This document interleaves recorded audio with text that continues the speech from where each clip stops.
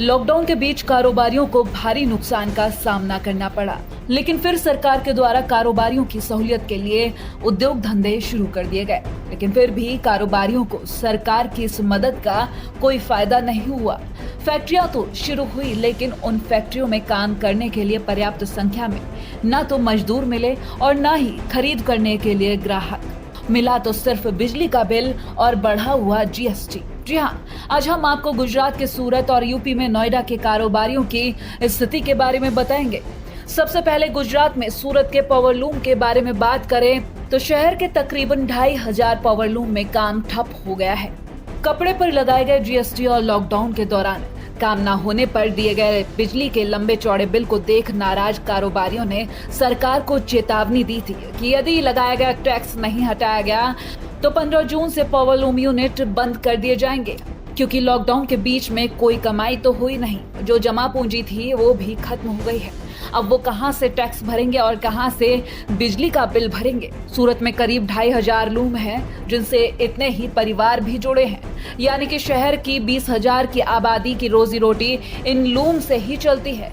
सरकार ने कपड़े पर 5% जीएसटी लगाया, जिसका पावरलूम उद्योग विरोध कर रहा है। शहर में करीब 70 साल से ये उद्योग चल रहे हैं। इन उद्योगों में बना लट्ठा, फलालेन, ग्रे कॉटन क्लॉथ, रजाई खोल, printed bedsheet UP, Delhi, Punjab, Haryana, Jammu सहित कई राज्यों में जाता है।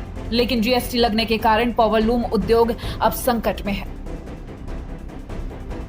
सूरत के उद्योगपतियों का कहना है कि जीएसटी के विरोध में 15 जून को उद्योगपति विरोध दर्ज करा चुके हैं, लेकिन सरकार ने अभी तक कोई भी फैसला नहीं लिया। जीएसटी के विरोध में उज्जैन के साथ बुरहानपुर, इचलकरंजी, सूरत और अन्य शहरों में भी कपड़ा उद्योग बंद रहे हैं।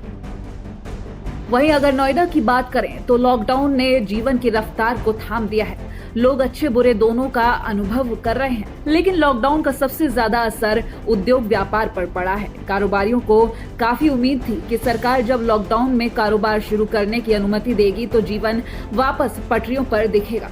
लेकिन जब कारोबार खोलने की अनुमति दी गई तो उसकी जमीनी हकीकत कुछ और ही निकली। सूत्रों के अनुसार औद्योगिक संगठन ने सिर्फ अप्रैल में ही 10 से 15 हजार करोड़ रुपए के नुकसान की जानकारी दी थी और उद्योग बंद होने से 10 लाख से ज्यादा श्रमिकों के बेरोजगार होने की बात भी कही थी। वहीं नोएडा इंडस्ट्रीज वेलफेयर एसोसिएशन के अध्यक्ष दलजीत सिंह ने भी बताया था कि देश की अर्थव्यवस्था को उद्यमी व्यापारी ही ठीक कर सकते हैं, लेकिन इन्हें सरकार का सहारा नहीं मिलेगा तो ऐसा कर पाना मुश्किल होगा। उद्योग चलाने के लिए सरकार ने जो शर्तें लागू की थी उसके आधार पर 50% उद्यमी इकाइयों को बंद रखा गया। उधर श्रमिकों के पलायन के कारण पर्याप्त संख्या में कामगार न मिल पाने से और फिर इंडस्ट्रीज बंद होने के बाद भी बिजली के बिल से परेशान उद्योगपतियों को परेशानियों का सामना करना पड़ा, जिसका नतीजा ये है कि बड़ी संख्या में इंडस्ट्रीज बंद देखी गई है।